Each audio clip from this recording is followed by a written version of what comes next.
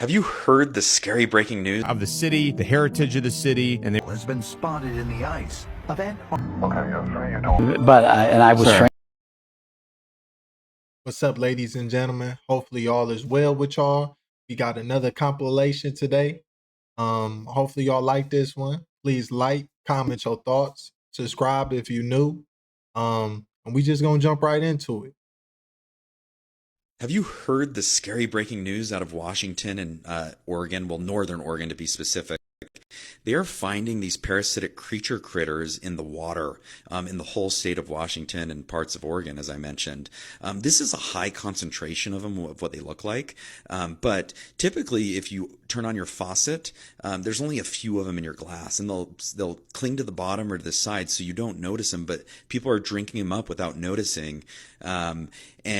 Scientists don't know what they are. They've never seen them before. But so far, they show that they're harmless. They see that when they get to the stomach, they get into the bloodstream and make their way up to the brain, where they hang out and drink just a little bit of blood to nourish themselves. But it's not going to hurt the human. It's a little bit of blood, but they don't know long term what the effects are. And so they're going to follow them closely and see. But I'm curious, those from Washington and Northern Oregon, have you seen them in your water? Are you buying store-bought water? How is the general public doing with this? Bro, what is that? Do y'all think that's because like maybe a mutation? One of them icebergs melted and somehow they found their way over here. What do y'all think? Or a hidden cavern? How do y'all think that transpired? Do y'all think this is? I don't even know. That's just mind boggling. Sure, that's crazy. Barada, what an entrance. Sic Semper Tyrannis. Enough of this useless banter. Human. Let's get down to it, shall we, old chap? As you know, I have fulfilled my part of our contract. I'm afraid I'm a sort of human. We have a deal now. Not if you are dead.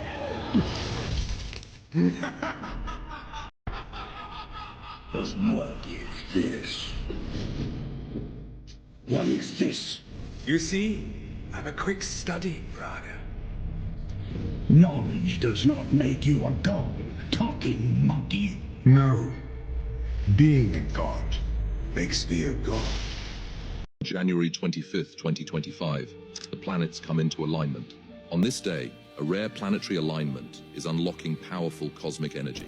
This is a once-in-a-lifetime opportunity to align your thoughts, your intentions, and your vibration with the universe. The energy on January 25th is like cosmic Wi-Fi, connecting you directly to the universe's frequency, making it easier than ever to manifest your desires and align with your highest potential.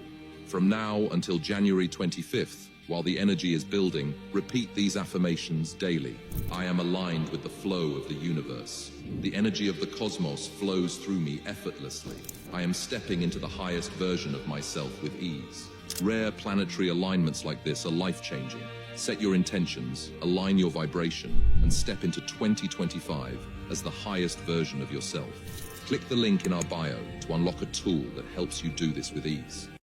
That's something we all got to do each year. We got to be better than we was last year. What goals are you setting for yourself? What goals did you achieve? You know, we should be doing that our whole time here. I'm with y'all. We all in this thing called life together. So let's do it.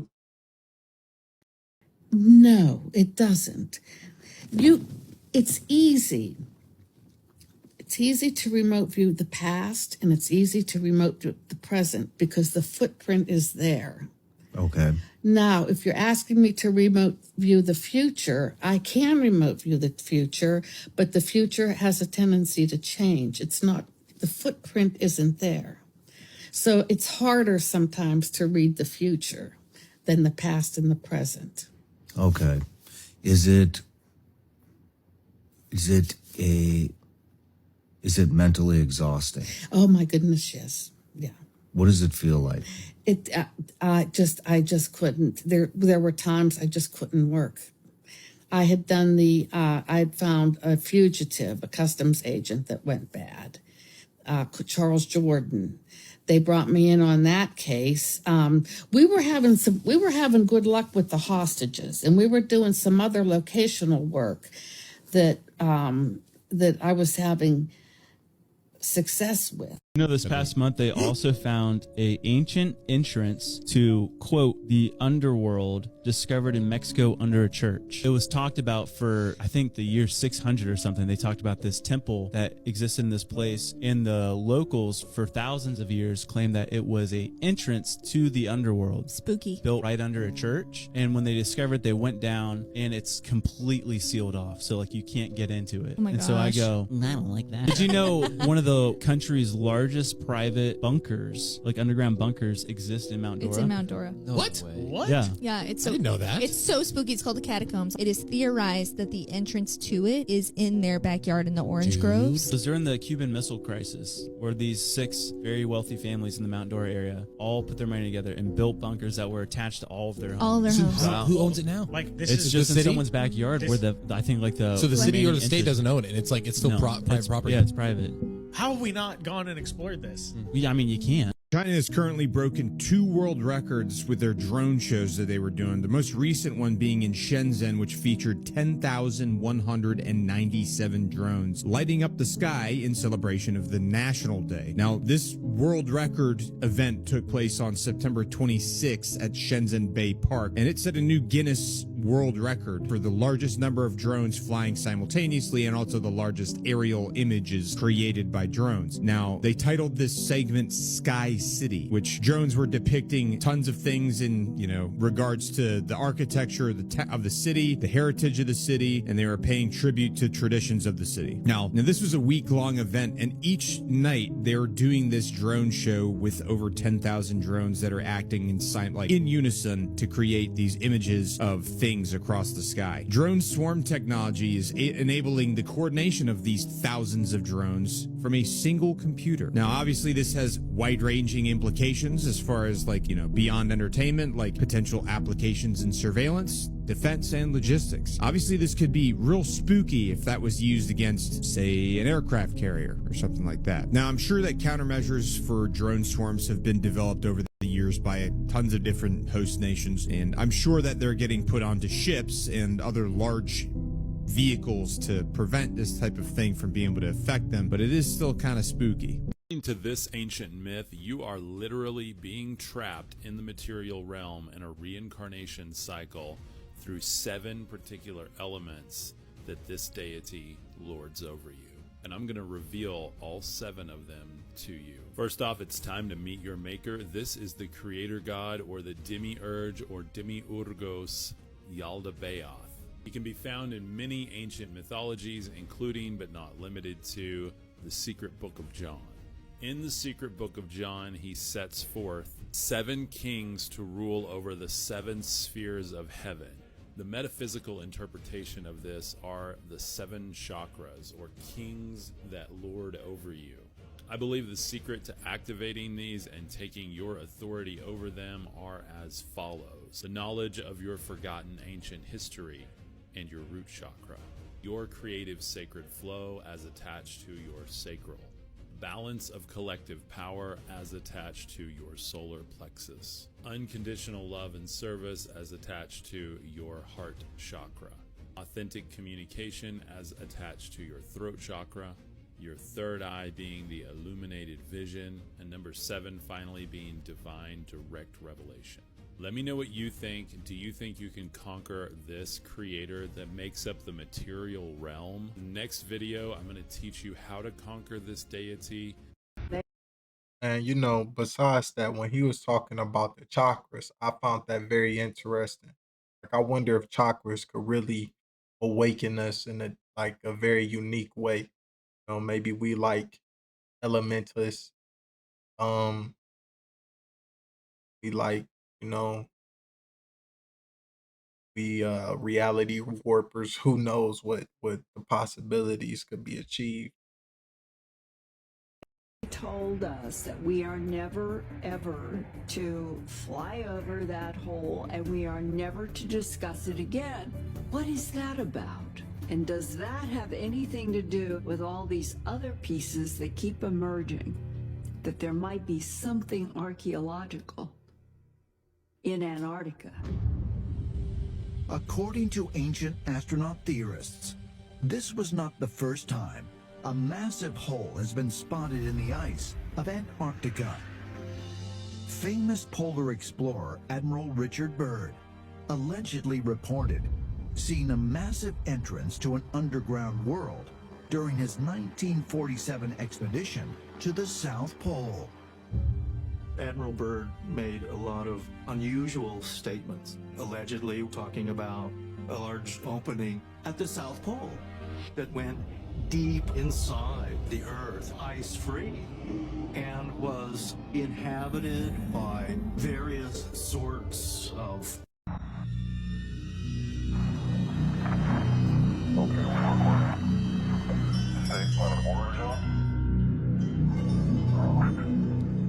Okay, yeah, so you told us you traveled, and I flew thousands of light years to get here.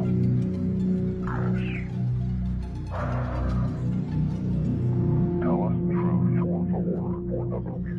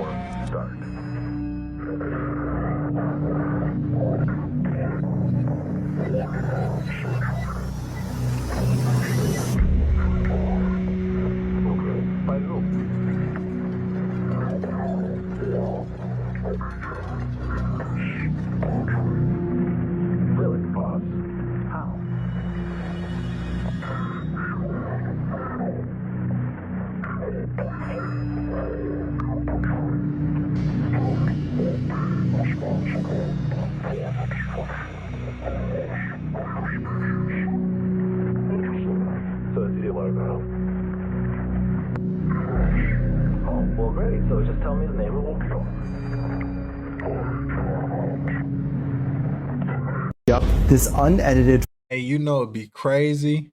I'm gonna do the research on that real quick. Give me a second, guys. Be right back. I'm about to do the research. Give me a second. All right, guys. So both of them was, before then, so hey. hey. I don't know. We that I don't know. Have we debunked that video? So but that's crazy work. That's some crazy work right there. Photo marks our end as parts of the US Rockies are being overtaken by hungry, violent, 20 feet, almost human shadowy creatures coming out of hiding, and we cannot outrun them. Two hikers were terrified after they reviewed their photos after coming back from Long's Peak in Colorado and found a gray human-shaped shadow creature so bone-chilling it was being called a possible end to all life and humans in that area, as they are coming out angry and hungry. The creature in the photos were then analyzed by scientists, and when compared to the mountain, the scientists left an eerie warning saying it's very likely to be 20 feet tall, with arms and legs as long as a person, and they believe hundreds will start to emerge soon. Experts theorize these creatures might even eat other humans too, as there have been many unexplained cases of missing people as far back as 1950, being found just days later with their flesh completely cleaned off their bones. Many are calling this a simple rock formation. However, other videos and photos from that exact same area show nothing even close to this until now. They're trying to cancel Shark Tank for the product that they just exposed. Watch this next clip very carefully because this video might get taken down. Tropical Rush is our best seller. There's a base of menthol and peppermint in all of them. Woo! Woo! There you go. Yes, that's really good. It's really quite a hit. Boom Boom sticks are spreading like wildfire right now because of the crazy sensation you get when using them. This is because Boom Boom has a secret combination of essential oils where upon inhaling completely opens up your nasal passages like nothing else. Just watch this clip. All right, so twist it off.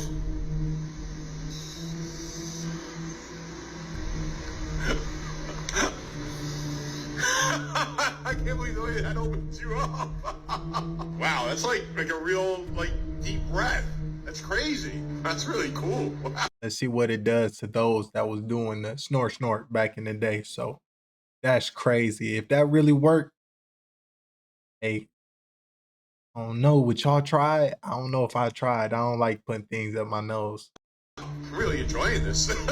I've been using Boom Boom for a couple of months now, and my nasal passages have been more clear than anything I have ever tried. So if you have nasal congestion, allergies, or even a deviated septum, this product can be a game changer. Boom Boom is a massive brand, so they're sold out all the time, but if you see that orange card down below, you can get a 4-pack right now for under $20. But I would grab them quick because last time they were sold out for 2 months.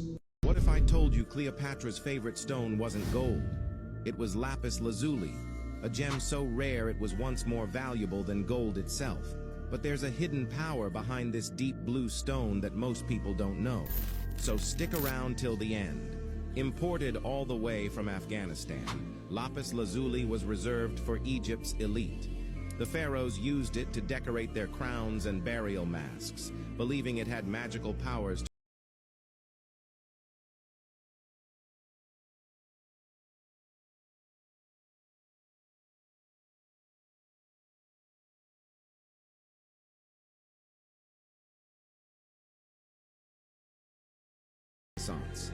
And now, scientists are studying lapis lazuli for use in nanotechnology and quantum computing.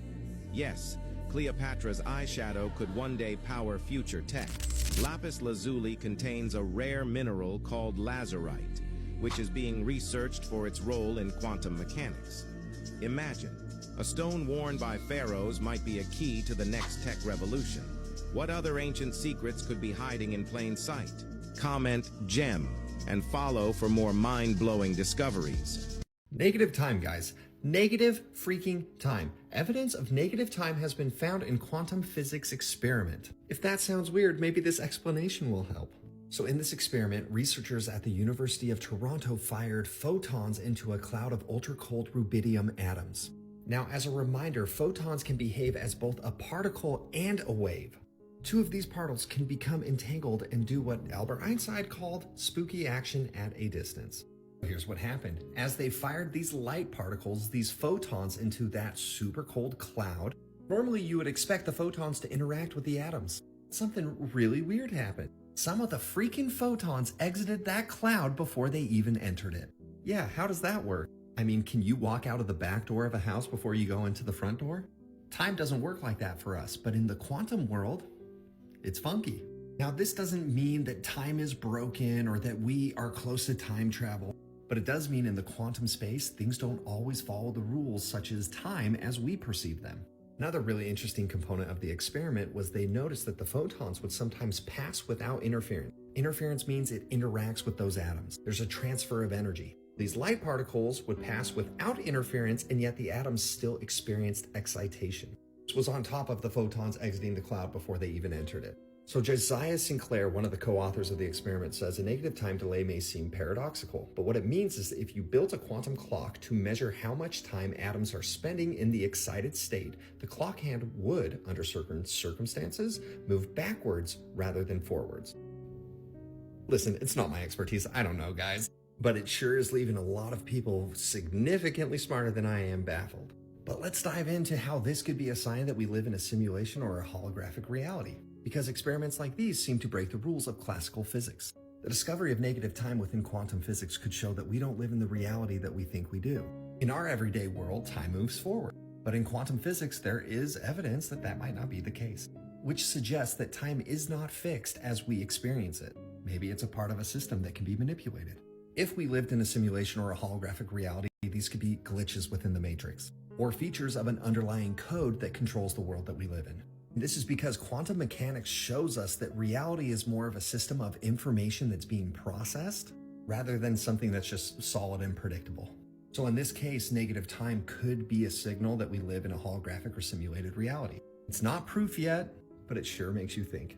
This documentary has me so freaked out, I was tearing up. This is like the real life version of the Blair Witch. I don't know how else to describe it. In 2017, an outdoor enthusiast named Gary Hinge went missing in northern Nevada. One of the largest searches in Nevada took place, and what they found was not Gary, but something very sinister. If you love documentaries, make sure to hit follow because I post daily and you'll never have to search for something to watch. Eventually, they discover Gary's truck, and after doing forensics on it, they find a second set of fingerprints. They also find a set of bare footprints outside the truck. After calling off the search, they discover Gary's blog, which was documenting all of his travels in the woods. And I don't want to tell you guys any more because there's stuff on that blog that is really freaky. All I'm gonna say is that something unexplainable was happening to Gary when he was camping. Now he's nowhere to be found. Let me know what you guys think about this in the comments.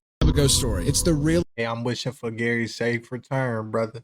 You know, and sisters, you know, we gotta wish for a safe return. I don't know if that's real, fake, whatever, but hopefully he alright.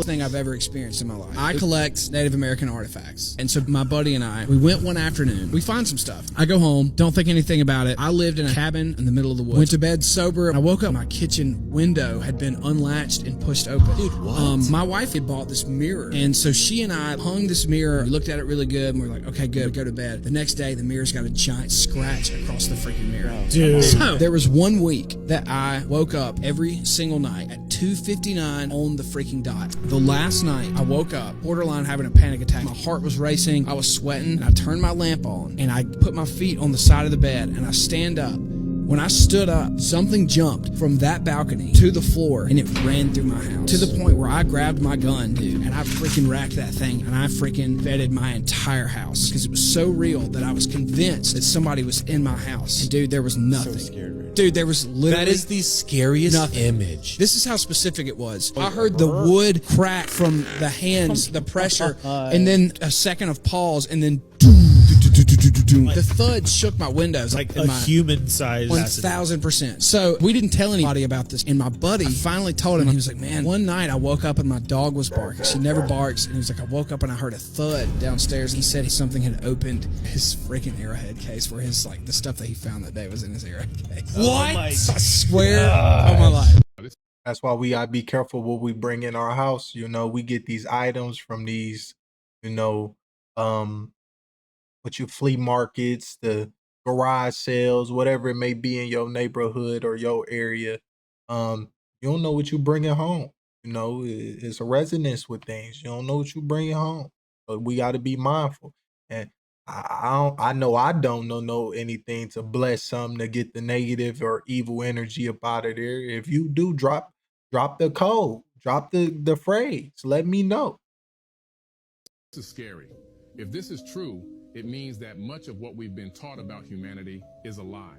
The oldest records indicate that the first civilization was the ancient Sumerians, who existed over 6,000 years ago, even predating the Egyptians. They lived in Mesopotamia, which is now modern-day Iraq, Iran, Kuwait, Syria, and Turkey.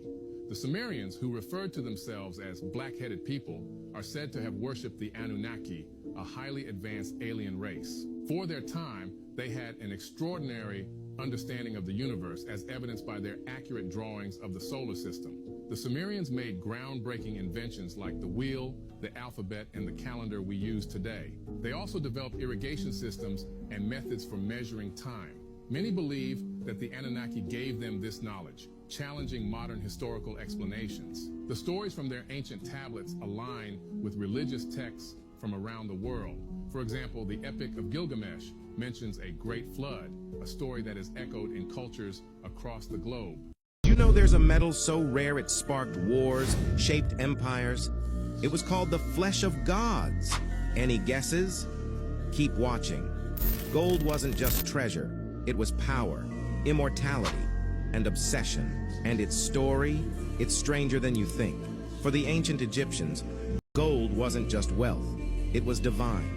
King Tut's coffin alone weighed over 240 pounds of solid gold. Gold symbolized eternity, the key to joining the gods in the afterlife.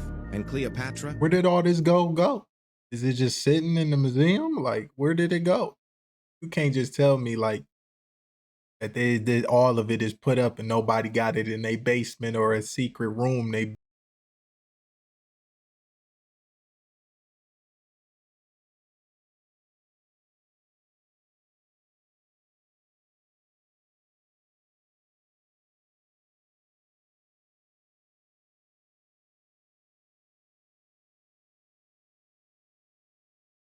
delivering one of the rarest materials on the planet. Gold isn't just rare, it's cosmic. Even today, gold shines in Olympic medals, royal crowns, and billion-dollar vaults. Gold isn't just a metal, it's history, power, and obsession. Still watching? Comment gold and follow for more ancient secrets hiding in plain sight. Something they're not Do you think it was dropped here as a mineral for us to, or is it an element? Mineral. But do y'all think they dropped that down here for us to like, you know, maybe utilize a certain way, or God did, or where do you, if gold didn't originate here, then what did, is it just circumstance? A meteor happened to be passing by with a chunk of gold? Like, let me know what y'all think about that. telling us that is so gnarly that they don't think people can handle it. There are, different scenarios you could explore. For example, you ask, what could be so terrible that they can't tell us about it? Let's say these aliens, wherever they're from, made us, that we're a genetic experiment, that they created our religions, our religious figures, that we are an agricultural product, that somehow they harvest us, that our time is limited, that once the experiment's over, poof, we go away. I remember when there was a push back to have a designer universe, intelligent design universe in the schools, and I wrote a column about it, just said, hey, be careful what you wish for, because you might find out that the intelligent designer isn't God that you're thinking of. It might be some alien science project or something like that. You can imagine a lot of different things that would be really disturbing to people to come out. I don't know if that's the reason for the secrecy.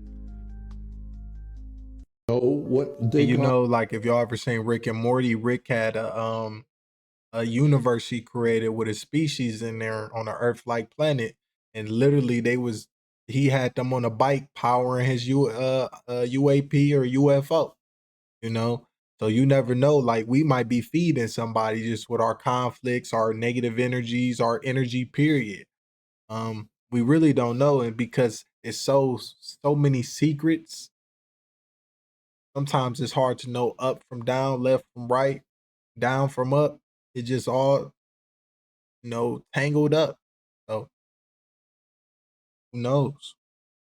Is look at the church. They're worshiping a god named Dagon. It's right there in front of you if you just look at the church. I think you'll have to explain that. A Phoenician, Canaanite, ancient god that came out of the sea, and he did all kinds of miracles and strange things he knew, and taught men how to live and how to grow food, and then he would go back into the ocean at night. That's a myth, right? It's an ancient religion, the Phoenician Canaanite religion. I didn't say it actually happened, I'm just saying that's what they believe. They probably wouldn't know that. No, nobody knows anything about Dagon, and nobody cares. Why? Because it's just a church, and we go to church and we feel good, and we have all our friends there. Nobody reads anything, nobody cares. You just do what you do because they were born into it. Dagon is the God of Catholicism. What if I told you there's a private AI tech company secretly replacing people with AI clones so lifelike that no one even realizes their loved ones are gone? A highly secretive AI company called VoxSynth has developed technology that can replicate someone's voice, mannerisms, and even personality with chilling accuracy. They aren't just making voice assistants or deep fakes. This company is abducting real people, using them as templates to create AI versions of them that seamlessly take over their lives, leaving family, friends, and colleagues completely unaware. VoxSynth targets individuals who live alone, who have minimal social connections, or travel often, people whose disappearance could be quietly covered up. Once someone is taken, the company's AI engineers create an AI clone that replicates the person's voice and personality so well that it can hold phone conversations and send texts to family and friends without raising suspicion. The AI persona tells everyone that they're simply relocating for a new job or traveling somewhere remote, and ensuring no one questions their absence. Look, I'm going to go ahead and say this is just a joke for entertainment only.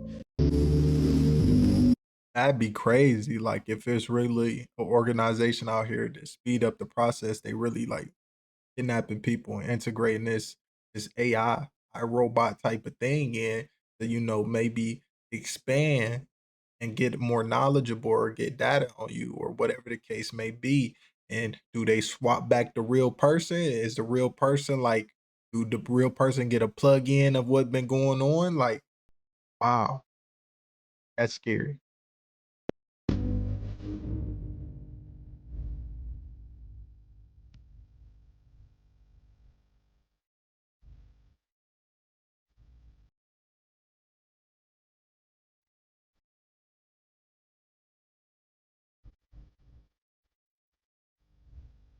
Oh my God, cold medicine hasn't worked for 40 years. The FDA is now proposing to remove cold medicine. We're talking NyQuil, Benadryl, Mucinex, Sudafed PE, because since the 70s, it actually has never worked. Now, it has to do like a 180-day discussion where people like you and I can actually go and put in our complaints or our discussions. And then as early as next fall, if it actually passes, the FDA will remove all those cold medicines. The reason why it doesn't work, oral phenephrine, which is the compound in question, when you ingest it, your digestive juices are so strong, it's completely safe, and it doesn't do nothing to your body. So for the last 40 years, it's been a placebo. Now, nasal phenephrine, that works fine. That's great. Like the little shot sprays that you do for your nose, perfect. But the ones you ingest, like Benadryl, Mucinex, Sudafed PE, freaking NyQuil, turns out this entire time, it's never worked. This might just be the best flat earth proof.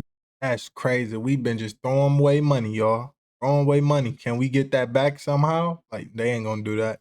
I'm like, well, you should have known better. Well, y'all obviously reviewed a product, said it worked, and then gave it to us not knowing it worked. So did y'all review it or did y'all know it worked? Man, look, they be getting busy with us. We need to fix this system. If you've ever heard. And it all starts with a sundial.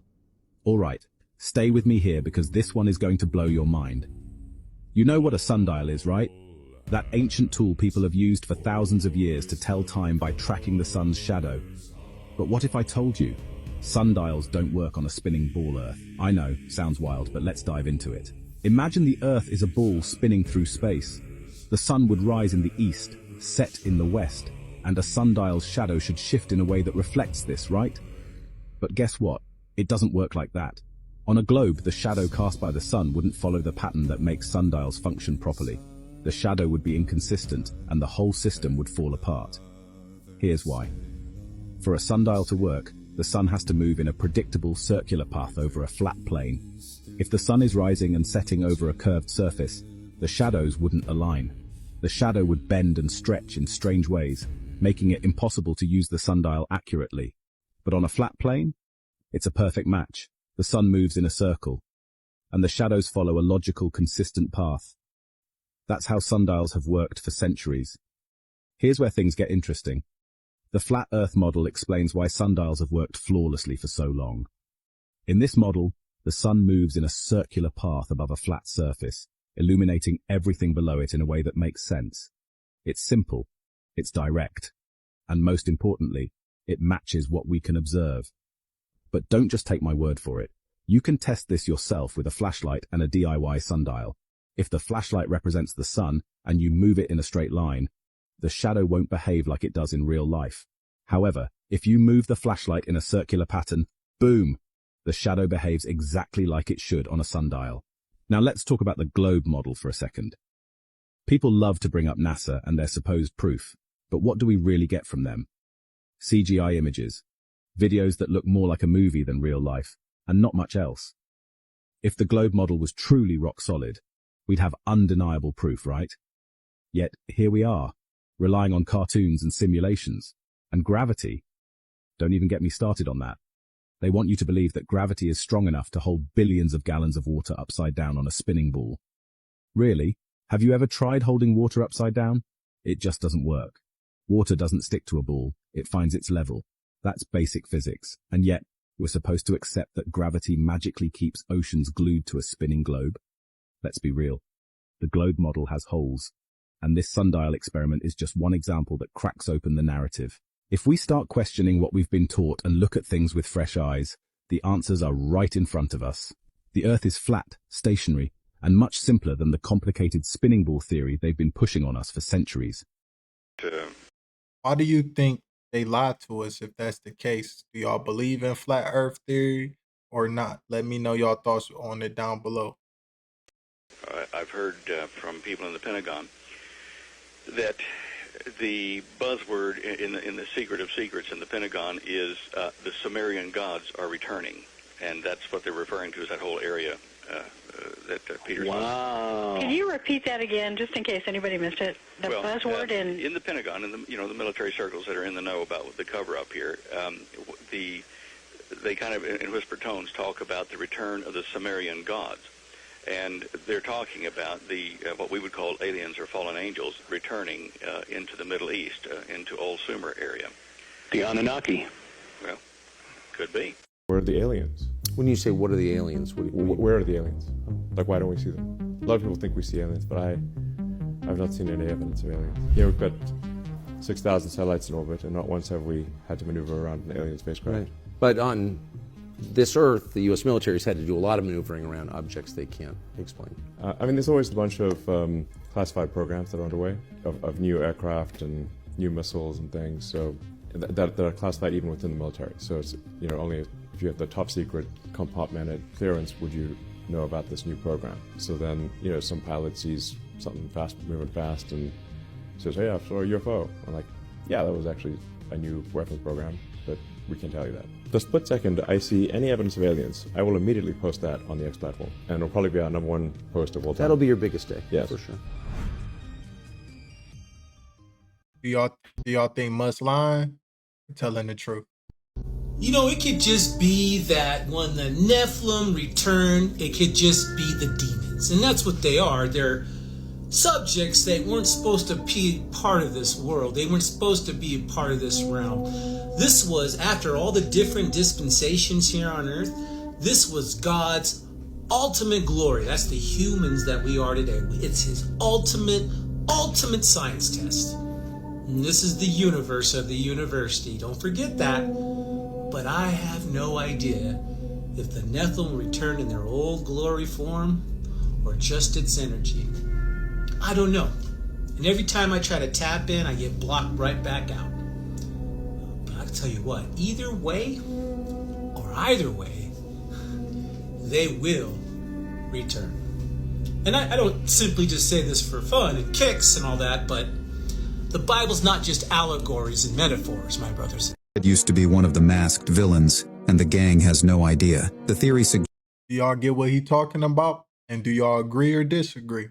suggests that Fred lost his memory in a freak accident during one of his criminal jobs. Before that, he was deeply involved with the shadowy organization responsible for planning most of the crimes in Scooby-Doo. When Fred was injured, the organization wiped his memory, gave him a new identity, and placed him inside Mystery Inc. to watch the gang. Fred's fascination with building traps and unmasking villains is actually a subconscious attempt to piece together his lost past. He's unknowingly getting closer to discovering that he was one of the criminals they're hunting down. Every trap he builds and every mask he unmasks draws him closer to a truth that could shatter his new life. What's even more disturbing is that the Shadow Organization is closely monitoring Fred, waiting for the moment he remembers everything. Once Fred regains his memory, they plan to use him as their pawn to take down the gang from the inside. The real question is, how long can Fred remain unaware of his true identity, and what will happen when he does? Could Fred ultimately betray the people he's come to call friends, all without ever realizing he was a villain all along?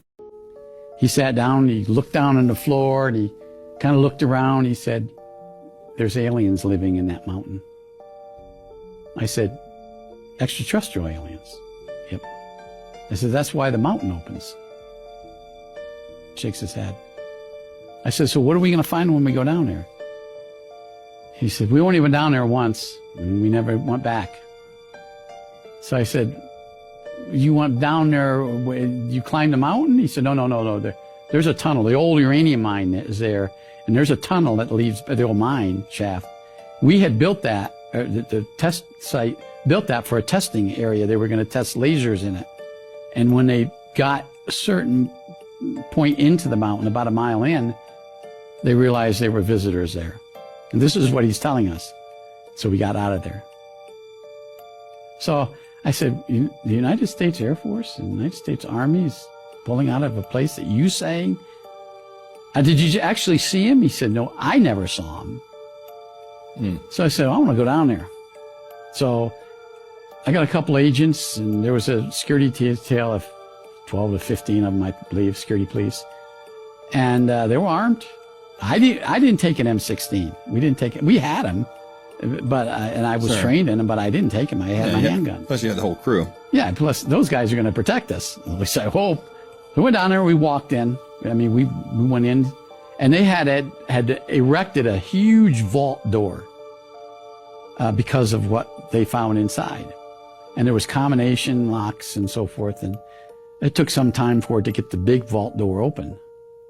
And the security guys go, "There it is." I said, "Well, you guys going in with us?" And they kind of looked at each other. There was a lieutenant that was a leader of them. "If you insist." I said, "Have you been here before?" He said, "Yeah." I said, "Have you seen anything?" He shakes his head, "Yeah."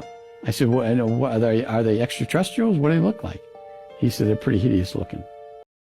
Now, guys, that's crazy. I mean, that's some nasty work, you know.